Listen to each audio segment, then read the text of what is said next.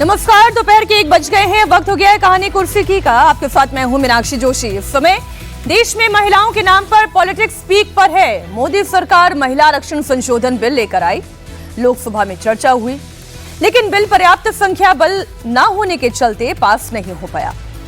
सरकार कांग्रेस समेत India alliance को महिला विरोधी बता रही है। देश भर में प्रोटेस्ट हो रहे हैं। विपक्षी दलों के नेता भी सरकार की नीयत और इसकी टाइमिंग पर सवाल उठा रहे हैं। कल राहुल गांधी, अखिलेश यादव, ममता बनर्जी, स्टालिन ने मिलकर महिला आरक्षण संशोधन बिल को 54 वोटों से गिरा दिया। इसका पॉलिटिकल इंपैक्ट क्या होगा? बंगाल में, तमिलनाडु चुनाव में इसका क्या असर देखने को मिलेगा? 2029 के चुनाव में किसे फायदा होगा, किसे नुकसान होगा, यह आने वाला वक्त बताएगा। लेकिन आधी आबादी के हक की लड़ाई ने एक बार फिर से जोर पकड़ा है और लगातार इतने सालों से हम जिन महिलाओं की बात कर रहे हैं, ये सोचिए जरा, ये कोई केवल पश्चिम बंगाल की, केवल तमिलनाडु की, केवल कर्नाटक की, केवल आसाम की, राजस्थान की, गुजरात की, हिमाचल की, जम्मू कश्मीर की महिलाओं की बात नहीं है। पूरब से लेकर पश्चिम तक, उत्तर से लेकर दक्षिण तक देश की आधी आबादी के अधिकार की बात थी। वो अधिकार जो बीते 40 सालों से लगातार लटक रहा है, बीते 26 सालों से लगातार बार बार फ्लोर पर पहुंचता है और वापस लौट जाता है। साल 2023 में सरकार ने इसे पास तो करा लिया, लेकिन इसमें एक संशोधन के साथ इसे पास कराने की मंशा के साथ सरकार आई। मंशा यही थी कि डिलिमिटेशन यदि हो जाएगा, इसके साथ साथ महिलाओं को यदि आरक्षण मिल जाएगा तो इसका ज्यादा पॉजिटिव इंपैक्ट पड़ेगा। लेकिन कांग्रेस की तरफ से जिस तरीके से विरोध हुआ, जिस तरह से समाजवादी पार्टी ने विरोध किया, डीएमके ने जिस तरह से इसे दक्षिण वर्सेस पूरब, उत्तर के बीच में इसे बांटने की कोशिश की, उससे लेकर बहुत सारे सवाल खड़े हो रहे हैं। आज कांग्रेस की तरफ से प्रियंका गांधी फ्रंट फुट पर नजर आई। जयराम रमेश के साथ प्रेस कॉन्फ्रेंस उन्होंने की। प्रियंका ने सरकार पर जबरदस्त अटैक किया। सबसे पहले आपको प्रियंका गांधी की बात सुनाते हैं। मैं बहुत खुश हूं कि आप सबने, देश ने देखा कि जब विपक्ष एकजुट हो जाता है तो किस तरह से इनको हराया जाता है। किसी ने मुझे पूछा आते हुए कि ब्लैक डे है, आप ये सरकार कह रहे हैं कि ब्लैक डे है। ब्लैक डे इनके लिए इसलिए है क्योंकि पहली बार इनको धक्का लगा जो लगना चाहिए था। आज की महिलाओं की समस्याएं बहुत ज्यादा बढ़ रही हैं, संघर्ष बढ़ रहा है। बेवकूफ नहीं है महिलाएं, सब कुछ देख रही हैं। वो पीआर, मीडियाबाजी वो अब नहीं चलेगी। कुछ ठोस करना है तो आप 2023 में जो सर्वसहमति से जो विधेयक पास हुआ था, पारित हुआ था, सारे दलों ने उसका समर्थन किया था, उसको लाइए। उसमें अगर कुछ एकाध संशोधन करना है छोटा, ताकि वो अभी लागू हो सकता है, करिए और उसको अभी लागू करिए। कल जो हुआ वो लोकतंत्र के लिए एक बहुत बहुत बड़ी जीत रही। ये संविधान की जीत थी, देश की जीत थी और विपक्ष की एकता की जीत थी। मेरे ख्याल से पूरी साजिश जो रची गई षड्यंत्र की तरह, कि किसी न किसी तरह से हमें सत्ता में रहना है। अगर अभी नहीं किया जाएगा तो 2029 तक जो ये करना चाह रहे हैं परसिमन, 2011 के जनगणना के आधार पर, वो नहीं खत्म हो पाएगा। तो ये सब करने के लिए एक तरह से प्लान बनाने के लिए कि परमानेंटली हम सत्ता में कैसे रह सकते हैं। तो ये साफ है कि उन्होंने सोचा चलो पारित हो जाएगा तो जीत, पारित नहीं होगा तो हम हर नेता के सामने बाकी पार्टियों को महिला विरोधी कहकर महिलाओं के मसीहा बन जाएंगे। तो आप महिला हैं, हम जानती हैं कि महिलाओं का मसीहा बनना इतना आसान नहीं है। इस वक्त किरण रिजिजू भी कुछ कह रहे हैं, वो आपको सुना देते हैं, फिर चर्चा को शुरू करते हैं। और फिर महामहिम राष्ट्रपति जी को हम सब ने धन्यवाद दिया, प्रस्ताव पारित करके दोनों सदनों में। और फिर यूनियन बजट बहुत अच्छी तरह से पारित हुआ। फिर फाइनेंस बिल पारित किया गया है। मैं डिटेल में इसलिए नहीं जा रहा हूं कि आप लोग सब इसके बारे में ऑलरेडी मालूम है। तो विपक्ष एक हो गया है। इस वोटिंग के बाद ये तो समझ में आया कि विपक्ष की एकता जो है वो बहुत मजबूत तौर पर दिखाई दे रही है। सरकार की तरफ से जो कहा जा रहा है कि पूरा का पूरा विपक्ष और खासतौर पर गृह मंत्री अमित शाह 4 सियासी दलों का नाम ले रहे हैं और मैं कोट अनकोट उन्हें ही पढ़ देती हूं। उन्होंने कहा कि लोकसभा में अजीब दृश्य दिखा। देश की महिलाओं को लोकसभा और विधानसभा में 33% आरक्षण जो कि उनका अधिकार था वो नहीं मिल पाएगा। कांग्रेस और उनके सहयोगियों ने पहली बार नहीं किया है बल्कि बार बार किया है और यह सोच महिलाओं के ना हित में है और ना ही देश के हित में है। बिल को कांग्रेस, टीएमसी, डीएमके और समाजवादी पार्टी ने पारित नहीं होने दिया। मैं उन्हें यह बताना चाहता हूं कि नारी शक्ति के अपमान की यह बात यहीं पर नहीं रुकेगी, यह दूर तलक जाएगी। अब कितनी दूर तलक जाएगी, चर्चा इसी बिंदु पर हम करेंगे। चारों बेहद खास मेहमान हमारे साथ स्टूडियो में मौजूद हैं। हर्षवर्धन त्रिपाठी जी हैं, विजय त्रिवेदी जी हैं, प्रोफेसर संगीत रागी जी और प्रोफेसर समीर चौगांवकर जी भी हमारे साथ मौजूद हैं। कितनी दूर तलक जाएगी हर्षवर्धन जी जो बात गृह मंत्री अमित शाह कह रहे हैं? कितनी दूर तक? 2029 तक? नहीं, मुझे लगता है कि 2029 तो अभी समय है और तब तक तो जाएगी ही जाएगी। तब तक क्या होता है, तब तक क्या ये सरकार, मतलब मुझे जो दिखता है कि क्या ये सरकार फिर से एक बार प्रयास करेगी क्या, मेरे लिए सबसे बड़ा सवाल यही है। और अभी 2027 है उत्तर प्रदेश, 29 तो बहुत आगे की चीज है। भारतीय जनता पार्टी के लिए इस मुद्दे को नीचे तक ले जाना, मतलब वो जिसको कहते हैं ना कि जो उसकी आखिरी यूनिट होती है बूथ तक, वहां तक लेकर जाना कि महिला विरोध में विपक्ष ने उनके अधिकार को नहीं लेने दिया। और वो सिर्फ महिला विरोध का मसला नहीं है, ये हर कोई जानता है। जैसे एक सबसे मासूम सवाल होता है कि क्यों नहीं 543 में कर देते। अब 543 में करना होता तो पहले ही कर देते, उसमें तो बेईमानी होती है। और ये जिसको कहते हैं ना कि एक तरीका होता है किसी भी चीज को आप ट्विस्ट दे दीजिए, यानी वो होना ना हो तो आप कहे अच्छा ये इसी को क्यों नहीं कर लेते हो, जिस पर आपको पता है कि कई तरह के रिजर्वेशन होंगे, कई तरह की मुश्किलें होंगी। दूसरा, जब ये सीटें बढ़ती तो ये तो सबका भला होना था, क्या जनरल, क्या SC ST, क्या OBC, क्या महिला और क्या मुसलमान, सबके लिए 11 सांसद विधायक होने वाले थे ना। तो एक तरह से सबका विरोध किया है विपक्ष ने। और जो बात कल हमने कही, ये एक जरूरी बात है। क्या किरण रिजिजू जी कुछ कह रहे हैं जी? तो ये इस बजट सेशन में सामने में आया है। मैं अपने जो साथी मिनिस्ट्री में जितने हैं सबको भी धन्यवाद देते हुए आदरणीय प्रधानमंत्री जी को धन्यवाद देता हूं। हमको लगातार गाइडेंस देते रहे और बजट सेशन को चलाने में, सरकारी बिजनेस जो भी लेके आने में आदरणीय प्रधानमंत्री जी का मार्गदर्शन रहा है।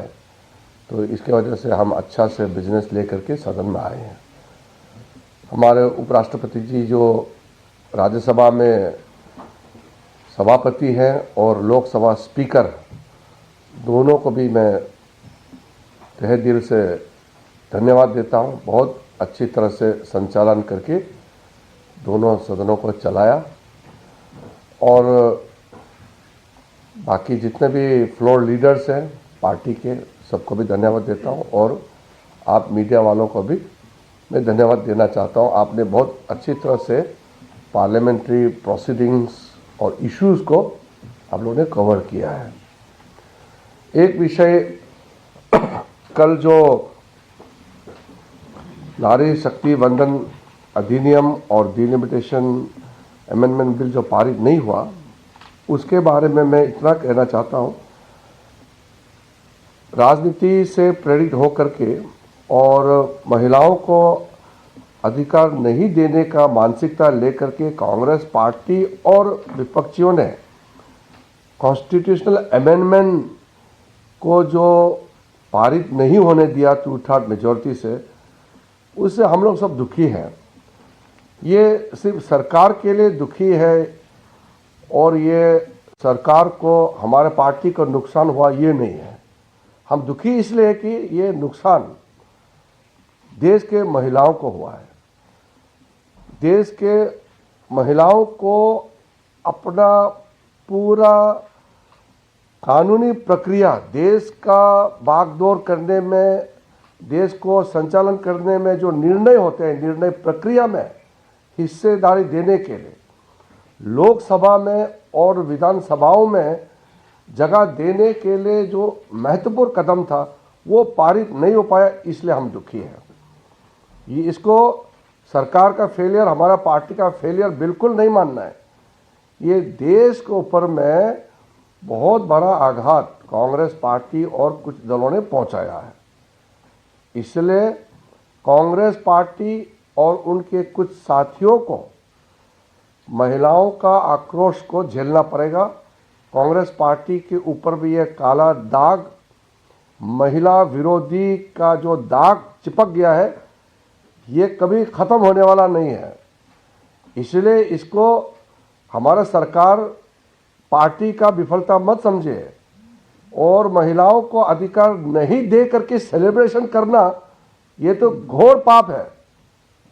कोई आपने पार्टी दुनिया में देखा है क्या? महिलाओं को अधिकार नहीं देने का फैसला करके और उसको वो जीत मानते हैं। महिलाओं का आरक्षण लोकसभा और असेंबलीज में ये हम सबका दायित्व है, उसको देना है।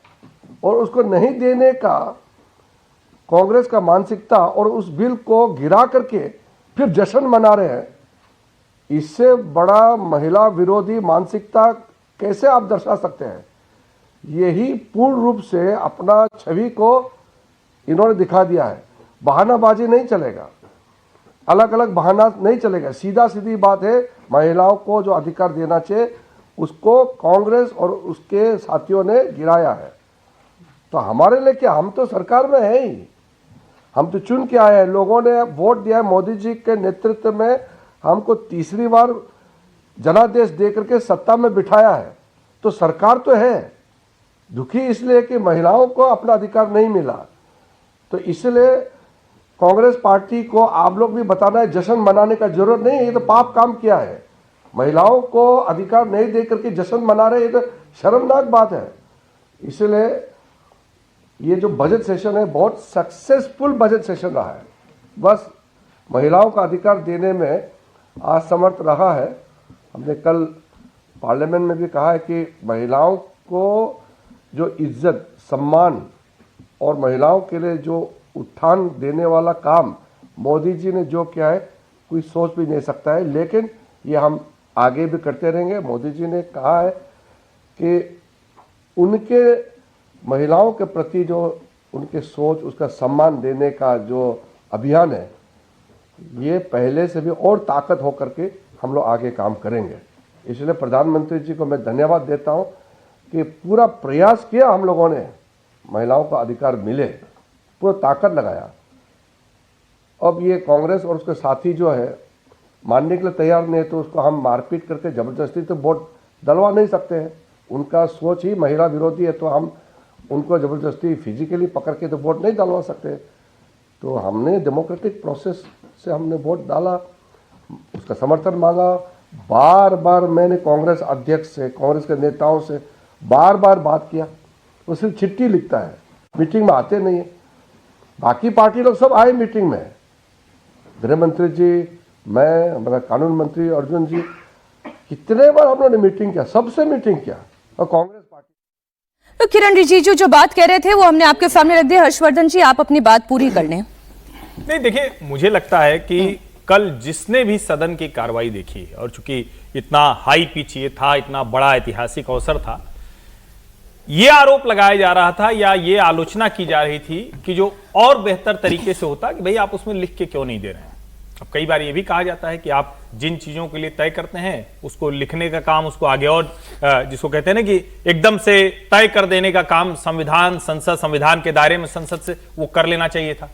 कल अमित शाह और वेणुगोपाल के बीच की बातचीत जो थी वो तो अद्भुत थी। उन्होंने शर्त रखी और उन्होंने मान ली। हाँ, बात बनती दिख रही है। और मैं तो ये मानता हूं कि पहली बार इन 11-12 वर्षों में सरकार विपक्ष की मांग के सामने नतमस्तक हो गई। आज तक मैंने नहीं देखा कि, बल्कि पहले क्या होता था, विपक्ष कुछ कहता था तो उसको सरकार उसको तो नहीं मानती थी, बाकी कुछ भी मान ली। पहली बार है कि सरकार नतमस्तक हो गई, क्योंकि उसको पता था कि महिलाओं के आरक्षण का यह संवेदनशील मसला था। लेकिन उसके बाद क्या हुआ? उसके बाद उसको स्वीकार नहीं किया।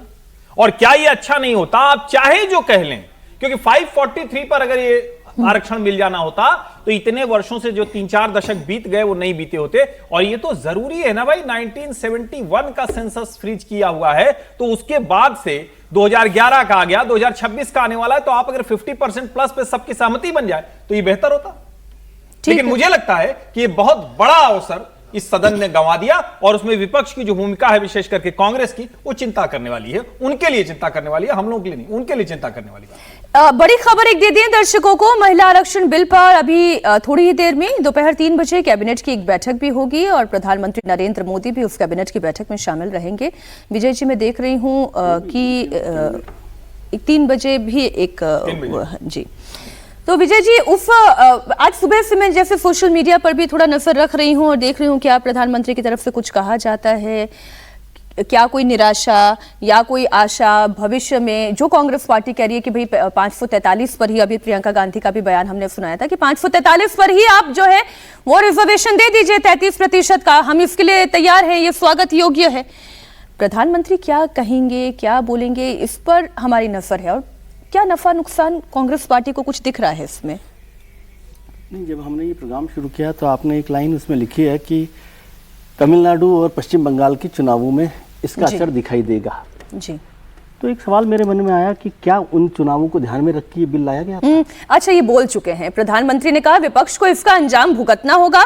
प्रधानमंत्री ने इसे विपक्ष की बड़ी गलती बताया, विपक्ष ने देश की महिलाओं को हराया है। मैंने कहा जी, वो जी, जी। प्रधानमंत्री जी की तो बात हो गई है उसमें, तो कह रहा हूँ कि जब हम ये सवाल करते हैं कि क्या इसका असर तमिलनाडु और पश्चिम बंगाल के चुनावों में पड़ेगा, तो एक मन में सवाल स्वाभाविक आता है कि क्या उन चुनावों को ध्यान में रख के ये बिल लाया गया था, क्योंकि बीच चुनावों के इस बिल को लाया गया और परसों से शायद हम लोग इस पर सवाल कर रहे हैं। इसमें से किसी भी सवाल का जवाब मेरी वजह से नहीं, सरकार ने, विपक्ष ने भी बहुत सारे लोगों ने पूछा कि इस बिल को चुनावों के दौरान अलग से विशेष बैठक बुलाकर लाने की क्या ज़रूरत पड़ी, आवश्यकता क्या थी।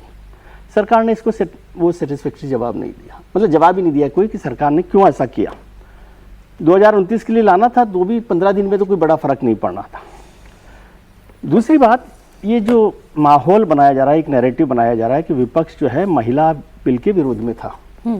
यदि 2 दिन की पूरी डिबेट सुनूं मैं, मुझे एक भी आदमी, पक्ष विपक्ष निर्दलीय जो भी लोग थे, जो लोग बोले, उनमें से एक भी आदमी ने नहीं कहा कि वो महिला बिल के खिलाफ है। एक भी आदमी ने नहीं कहा।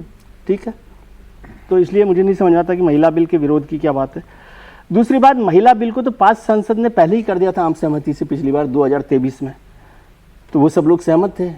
तो फिर सरकार का जो थॉट है आफ्टर पासिंग द बिल, उसने दुविधा की ना। 2023 में जब विपक्ष मांग कर रहा था कि आप 2029 से इसे लागू कर लीजिए, तो सरकार ने कहा कि नहीं, हम नई जनगणना के साथ, नई डिलिमिटेशन के साथ करेंगे। तो फिर सरकार को यह आफ्टर थॉट क्यों आया कि 2029 से इसे लागू करना चाहिए? अगर ऐसा आया, मैं ये नहीं कह रहा कि सरकार की मंशा नहीं थी बिल पास करने, अगर ऐसा था तो क्या सरकार ने विपक्ष के साथ कोई आम सहमति बनाने की कोशिश की? वो भी मुझे तो नहीं दिखाई दी। कोशिश की होगी तो की होगी, क्योंकि अगर थोड़ी बहुत भी कोशिश की होती तो ये जो 54 वोट्स का डिफरेंस है, ये हो सकता है 25-30 का रह जाता, 10-20 लोग तो जाग जाते। जैसे प्रधानमंत्री जी ने आखिरी वक्त तक कोशिश की, जो हमने कल भी चर्चा की कि बहुत अच्छा काम है कि प्रधानमंत्री जी ने पहले राजनीतिक दलों के साथ वो अपील की, फिर सांसदों से भी अपील की। इसमें कोई बुरी बात नहीं है, अच्छी अपील है। तो वो एक्सरसाइज जो आज आपके माननीय मंत्री जी बोल रहे हैं, पार्लियामेंट्री अफेयर मिनिस्टर, क्या उनकी भूमिका पर सवाल होते हैं कि नहीं होते? अब उन सवालों पर चर्चा कीजिए। क्या पार्लियामेंट्री अफेयर मिनिस्टर जो फ्लोर मैनेजमेंट है उसमें फेल रहे कि सरकार अपने अलावा किसी को अपने साथ नहीं ला सके? क्या संविधान संशोधन बिल पर सरकार को ऐसे ही तैयारी करनी चाहिए? और अगर ऐसा नहीं है तो ये मंशा पर भी सवाल हो सकता है कि क्या सरकार वाकई इस बिल को पास कराना चाहती थी या नहीं चाहती थी। मैं उस पर नहीं जा रहा कि बिल गिरते ही बीजेपी के एमपी जो है प्ले कार्ड्स लेकर आ गए कांग्रेस के और विपक्ष के खिलाफ। वो पहले से ही बना रखे थे, नहीं बना रखे थे, वो इशू ही नहीं है। लेकिन क्या सरकार ने अपनी मंशा के हिसाब से शिद्दत से वो काम किया या नहीं किया? और विपक्ष के पास भी ये मौका था कि सरकार ने जो कर दिया वो कहते चलिए हम तो, आप ये गलत है, हम सहमत नहीं है, फिर भी उसके साथ है। जैसे 2023 में हुआ था कि भैया ओबीसी पर रिजर्वेशन नहीं हुआ, ये नहीं हुआ, तो खड़े हो जाना चाहिए था। तो आज समीर जी जो हमारे मित्र हैं, उन्होंने आज सोशल मीडिया पे एक लाइन लिखी, उस शब्द का मैं इस्तेमाल करना चाहता हूं उनकी इजाजत से, कि सामूहिक असफलता है संसद की। सामूहिक असफलता संसद की। मैं इसमें अब थोड़ा बंगाल को जोड़ लेती हूँ। बंगाल में 4 दिन के बाद फर्स्ट फेज की वोटिंग होगी महिला आरक्षण संशोधन बिल का। वहां कितना इंपैक्ट होगा इसी पर सबकी नजर भी है। ममता बनर्जी के लिए महिला बढ़ चढ़कर वोट करती हैं, इसलिए ममता बनर्जी के लिए महिला वोट की अहमियत ज्यादा है। मोदी को भी बंगाल में ममता का किला ढहाने के लिए महिला वोट की सख्त जरूरत है। ऐसे में संसद में जो कुछ भी 2 दिन के अंदर हुआ उसका पहला टेस्ट तो पश्चिम बंगाल में ही होगा। 2021 के बंगाल चुनाव में करीब 50% महिलाओं ने ममता बनर्जी को सपोर्ट दिया था। बीजेपी को 36% महिलाओं ने वोट दिए थे, यानी कि ममता यहां करीब 14% से बीजेपी से आगे थी। लेकिन इस बार क्या होता है ये देखने वाली बात होगी। टीएमसी का स्टैंड हम पहले से जानते हैं कि इस बिल को लेकर क्या था, लेकिन 2023 में तो टीएमसी भी इस बिल के समर्थन में रह चुकी है। तो कौन अपना नैरेटिव प्रोफेसर संगीत रागी जी ज्यादा ताकत के साथ इंपोज कर पाएगा, जनता के बीच में ले जा पाएगा, ममता बनर्जी या बीजेपी? देखिए, सबको अपनी बात रखने की स्वतंत्रता है, बट मैं नहीं मानता कि ये सामूहिक असफलता है। ये बिल्कुल सामूहिक असफलता नहीं है।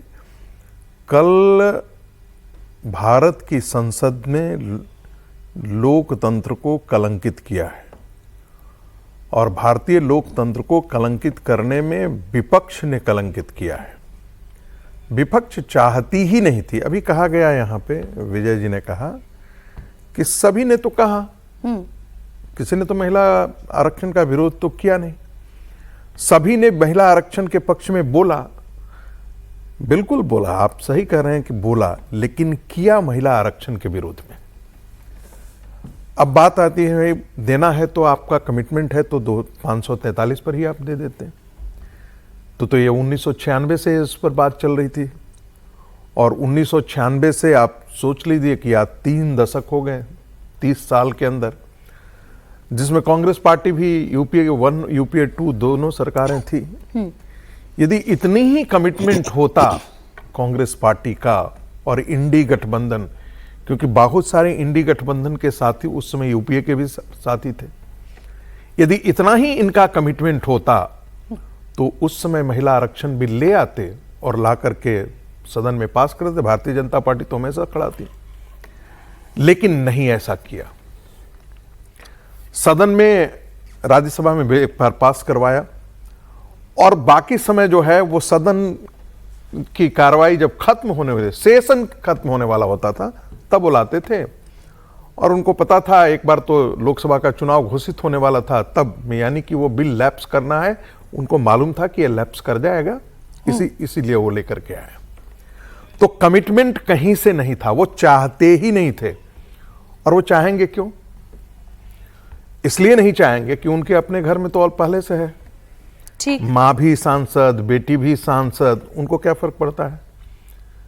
अगर लखनऊ में अब चले जाइए, अखिलेश यादव भी सांसद, उनकी पत्नी भी सांसद, उनके 15 रिश्तेदार कहीं न कहीं, उनका तो जैसे लगता है कि यादव समाज के सबसे बड़े उन्हीं का खानदान हो पूरा।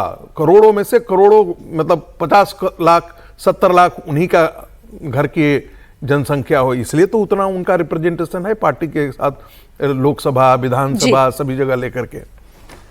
दरअसल कांग्रेस पार्टी को डर था और ये सारे इंडी गठबंधन को डर है जी कि यदि बढ़ी हुई सीटों के बाद डिलिमिटेशन होगा तो उनके हाथ से 2029 जाएगा, 2027 चला जाएगा और जितनी विधानसभाएं होंगी, ये उनको डर यहां सता रहा था। लेकिन गृह मंत्री अमित शाह ने तो ये कहा था ना कि डिलिमिटेशन का असर 27 के विधानसभा चुनाव में नहीं पड़ेगा, 2029 तक जितने भी विधानसभा चुनाव होंगे।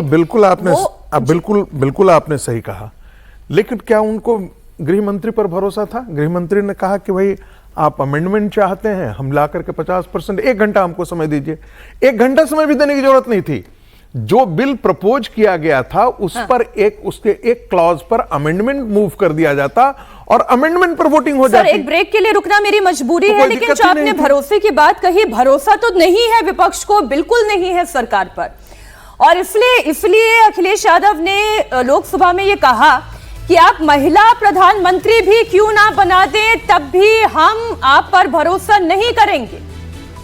ये बात अखिलेश यादव ने कही थी।